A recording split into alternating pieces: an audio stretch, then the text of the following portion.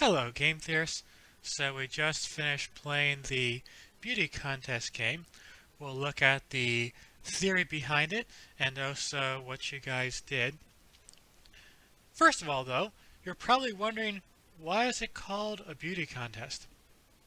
So it's based on a game where you would you'd see a bunch of pictures of people and you'd vote for the ones that you thought were the most beautiful.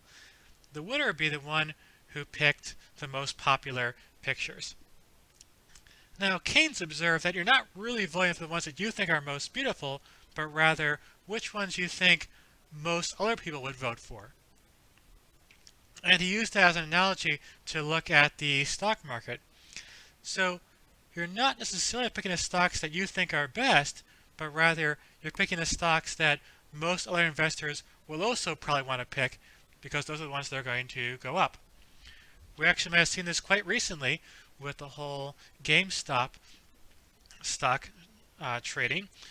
So a lot of people bought GameStop not because they necessarily believed it was a great company, but because lots of other people were also buying GameStop and bidding up the price. So that's where the name comes from for the beauty contest game. You're not really trying to pick the best number, but you're trying to pick the number based on what you think other people are going to pick. Those other people are going through the same process as well. So for the theory, recall in chapter 2, one assumption we made in our analysis was rationality.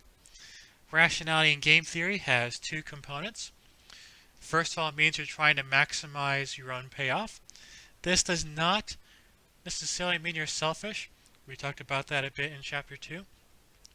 The second component to rationality, besides maximizing your payoff, is perfect calculation.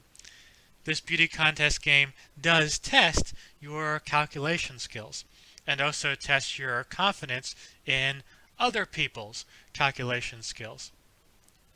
So in the chapter 2 videos, I think I defended the payoff maximization part of rationality, though the perfect calculation part is more questionable.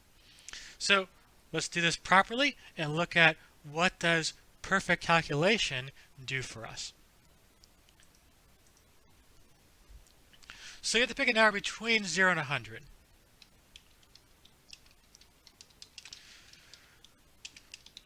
So that means that the average can't possibly be above 100. Which means that 2/3 the average can't possibly be above 66 and 2/3.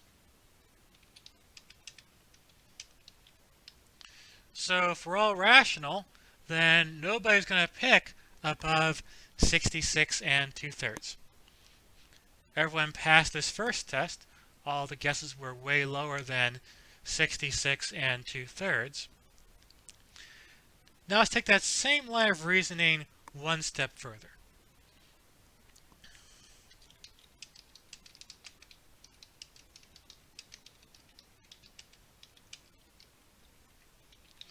If no one's going to guess above 66 and 2/3, that means the average will not be above 66 and 2/3.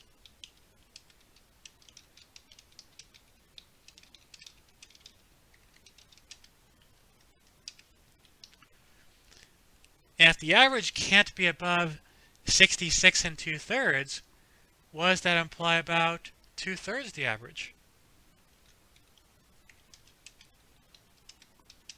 Well, that's going to be 44 and 4/9.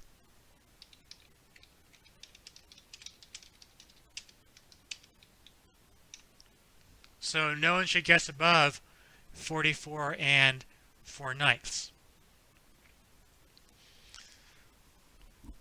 All right, let's take that same logic one step further.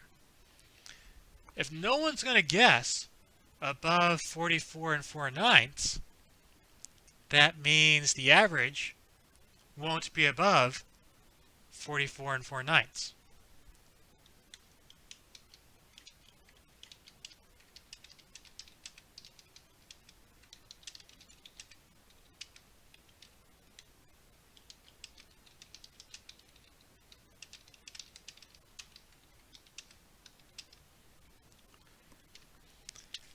So the average can't be above 44 and 4/9.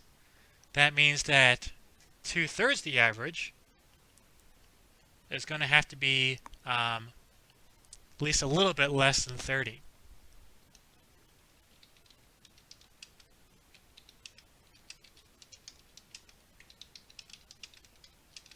Just to round a little bit. Alright, so let's be rational economic agents. If 2/3 the average is not going to be above 30, then we should never guess above 30. And if we never guess above 30, that means the average cannot be above 30.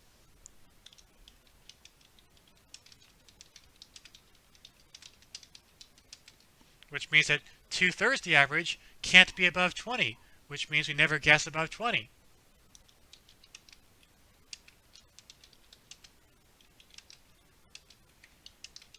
And so on and so on. You keep repeating this process over and over again, and eventually you realize that everyone should just pick 0. That is actually the unique Nash equilibrium of the game. Everyone picks 0. However, if you play this game in an experiment like we just did, I don't think I've ever seen everyone picking 0. So what's going on there? Well, that's a violation of full rationality. So not everyone is calculating perfectly. Not everyone is following this line of logic. There are some folks who are realizing that the Nash equilibrium is picking 0. At least one group did realize that when I was talking to them. But even if you're smart enough to figure out that 0 is the Nash equilibrium, you might not be confident that everyone else is that smart. So if you picked 0 in this game, you actually would have lost in this class because other groups picked numbers that are substantially above 0. So it's not just about what's the perfect play, it's also trying to account for what you think other groups are able to figure out.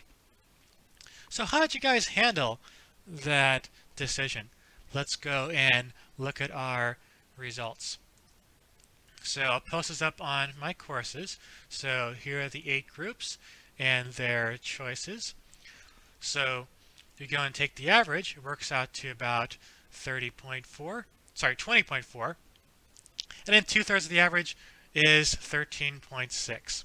So the winning group was room 3, since they picked 12, and that is the closest of all these guesses to 2/3 the average. So you see in this game that rationality involving perfect calculation and also knowing that all the other groups will also calculate perfectly, that part of the assumption we make in game theory did not quite hold up to scrutiny. So hope you learned something, and I'll see you guys again in the next video. Take care.